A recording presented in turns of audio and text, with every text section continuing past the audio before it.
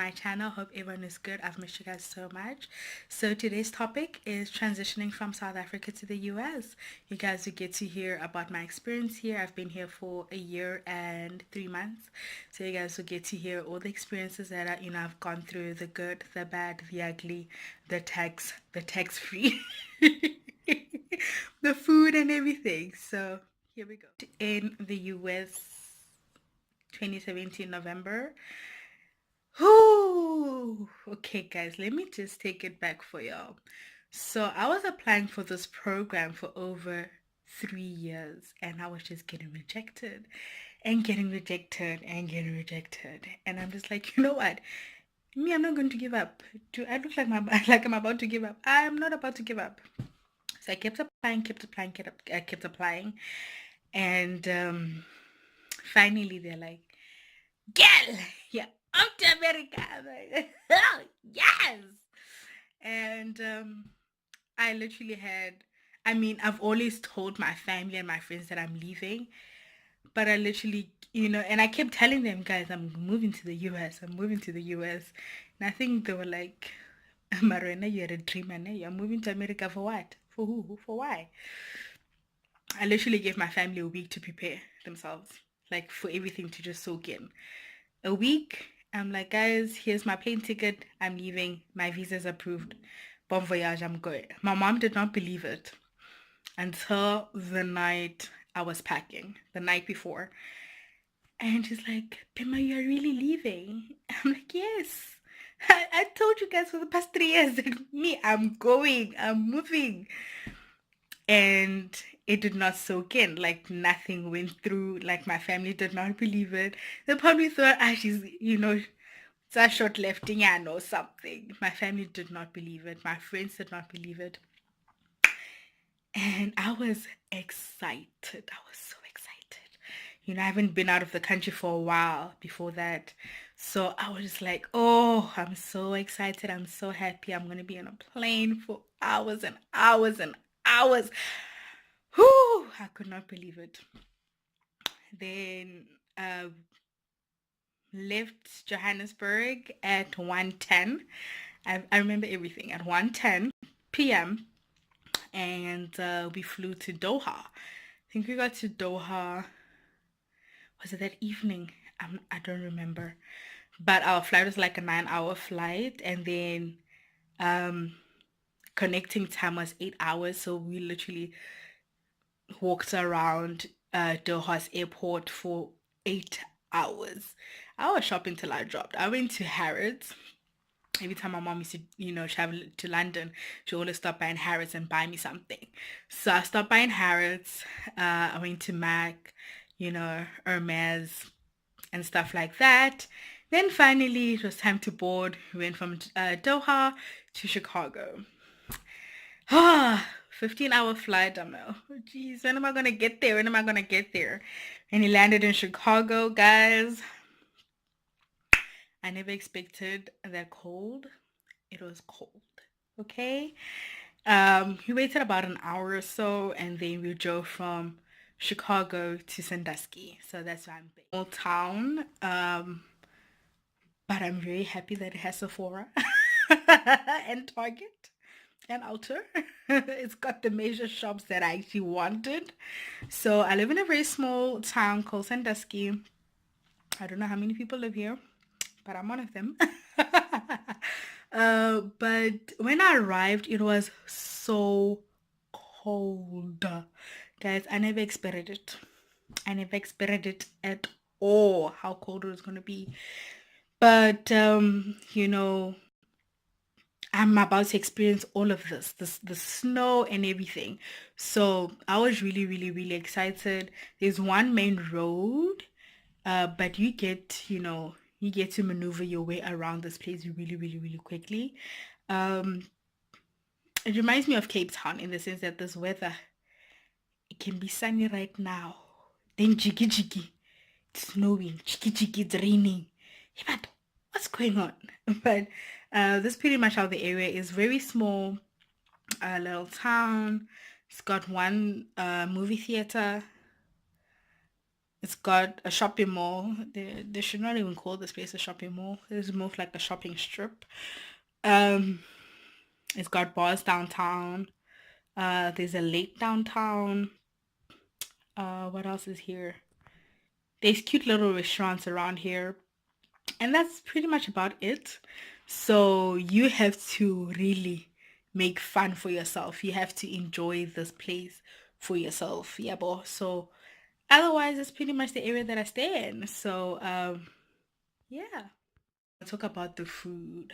Guys, I've never seen or tasted such salt and peppery kind of food ever in my life. Salt and pepper. It's what they like, salt and pepper. So and pizza. Yo guys, they bombarded us with pizza like for the first 2 months. Pizza, pizza, pizza. No, make it sharp. Me, I want the bonez. Want the bonez, okay? I'm sick and tired of pepperoni, but that's obviously a thing here. That's their culture. That's what they're into. So I had to really, really get used to all of that. What else?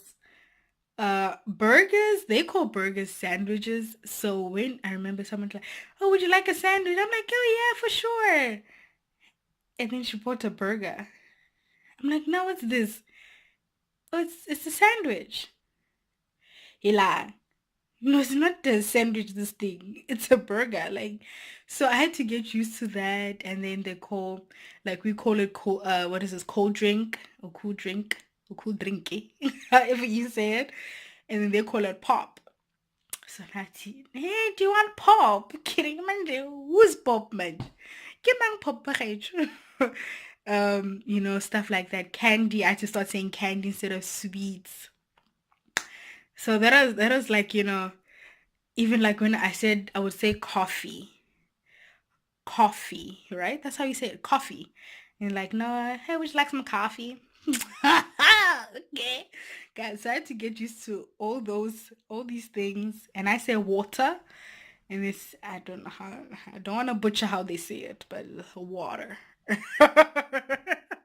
But the food here is just a lot of, they mainly cook with a lot of salt and pepper and like adobo spice. I know a lot of people use adobo spice, but hey, the food.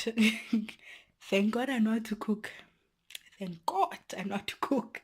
Otherwise, I'll be eating pizza and sandwiches and chicken tenders for the rest of my life and fries. So, but the food experience has been, the food is a little tasteless. Unlike South Africa where we have our Raja, our Aromat, our this. So I've had to get used to all of that. But no, because me, I'm an African woman, I want my spices. So I cook with a lot of spices and Emily had to get used to it. And I'm really, really happy that she loves some, good old South African food, which I cook all the time. And yeah, that's all that I can say about the food. All those good stuff. Texas, guys, I was shook. Okay, so I went to buy bread. So I picked up the bread. The price tag said 199. So here I am. Okay, I'm taking out 199. Shem, I get to the till is $2.16. Like now, mind you, when did you increase? Eh? When did you increase? Can't you not get tax, guys? You get tax for everything. Everything you get tax for. Do you buy water, tax? Bread, tax.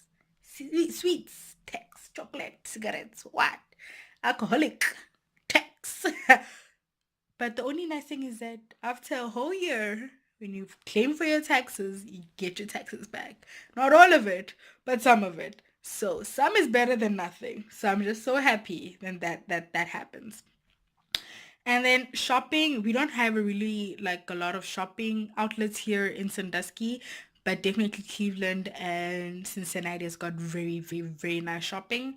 So here, I'm just so grateful that we have Sephora, we have Alter, my favorite places. We have Target, there's some Old Navy. So like I'm really, really happy that we have such stores, but I online shop all the time. So that is my thing.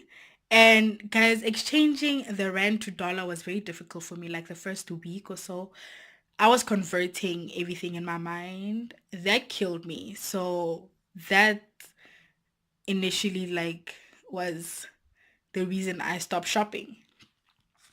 But no, now that I know what a dollar is, I shop. Baby, I like to shop. So yeah, but the first week or so I converted. Oh shame.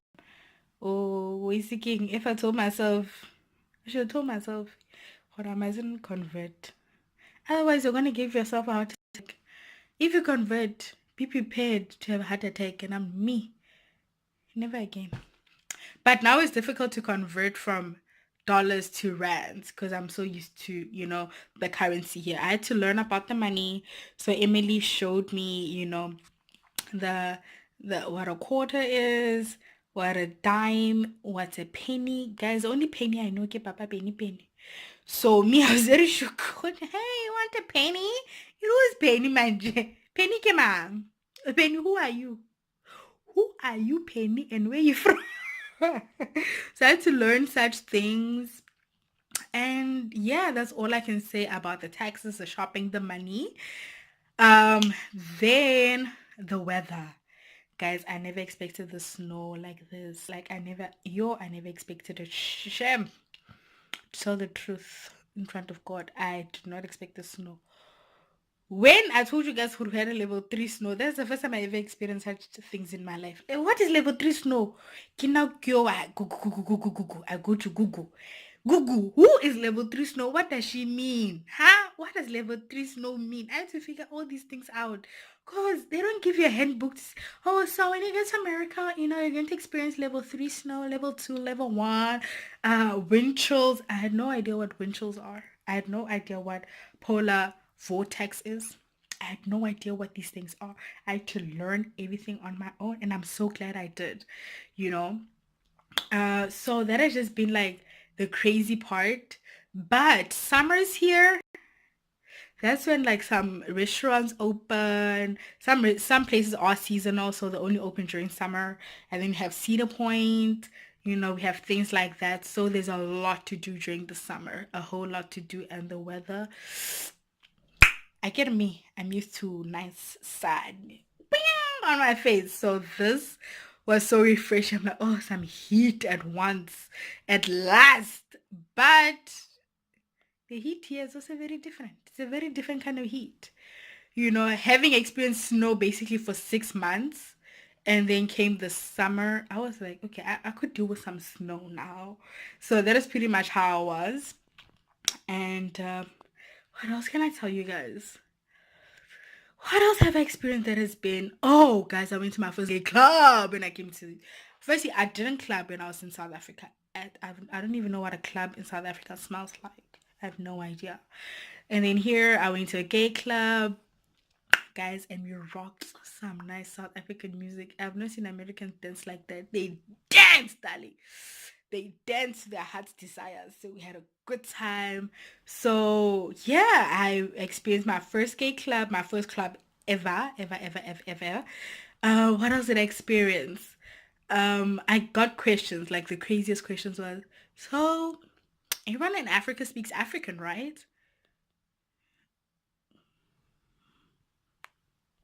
What's African? So I had to explain to everyone, I'm like, South Africa actually has 11 official languages, but other countries do have their own languages, and stuff like that. So I had to explain to them, we have running water, we have got shelter, they only get to see like the very impoverished side of Africa, which is sad because they did not even know that we had skyscrapers. They did not know that we had banks. They did not know that we had normal tarred roads. They didn't know that we had water. They did not know that we know what Coca-Cola is. Like, they had no idea that we knew all these things. They were surprised. Oh, I'm like, hey, you've got, some hair, They do not know that we even know what wigs are. What, wigs are, what a lace front is. They do not expect us to know makeup. They do not expect us to know all these things. But I mean, what did I also expect as someone? What did I expect? Because, like I said, they only shown surface things about what Africa is. They only showed the impoverished side. They only showed, the malnutrition, the wars. They were even shocked when we were like, there's actually white people in South Africa, in Africa. Like there's white people there. I was like, yeah. They were shook. They were like mind blown. They did not believe it. But I guess, we live and learn, and that's why we do get such experiences to teach other people, what our country has and what our country has to offer. And they also teach us, what they know. And I'm like, no, baby, let me teach you, and, they can also teach us what we don't know about America. So that is, one of the biggest lessons I learned, since I've been here. Um, what else can I tell you guys? So I experienced racism for the very first time when Emily and I had gone away for my birthday, and this old black man was, he complimented us first. He's like, "Oh, you ladies are so beautiful and stuff." I was like, "Oh, thank you so much." Then he turns around and looks at me and he says to me, "He's like, I hope your mama knows." Yeah, are you talking to me? I hope your mama knows that you're walking around with the enemy. But I'm looking around. I'm looking for this enemy that this man is talking about. Pella, it's a king. I'm shook. Pella, it's a king. He's like, I hope your mama knows. This man was livid. He was cussing us out. And by the way, we did nothing to this man. We did absolutely nothing to this man, but he was mad. He was livid. I wonder if yo could have seen smoke up here. Nje. He was so mad, and I was just like, yo, wow, shit. Oh, Ngosiam, bless his heart. But that was one of the most negative things I ever experienced. But other than that, guys, I've had an amazing experience here. Transitioning from South Africa to here, it took me about a month or so to really, get it all together. But at the end of the day, I've got it all together. I figured out this town that I live in. I even know what to say now. So I have figured out the way the money works. I figured out, just things in general, just to get me by. Um, but I will definitely do a bit of an update very soon if anything has changed. But I really hope you guys enjoyed this little chat with me. I don't ever talk for this long, but yeah, I really hope you guys enjoy this little chat with me. Think that you're just gonna exit my video without subscribing. So please subscribe, like, comment, and share. And don't forget to ring that notification bell so you are the first one to know once his face is up on the screen. Alright? Thank you once again for watching.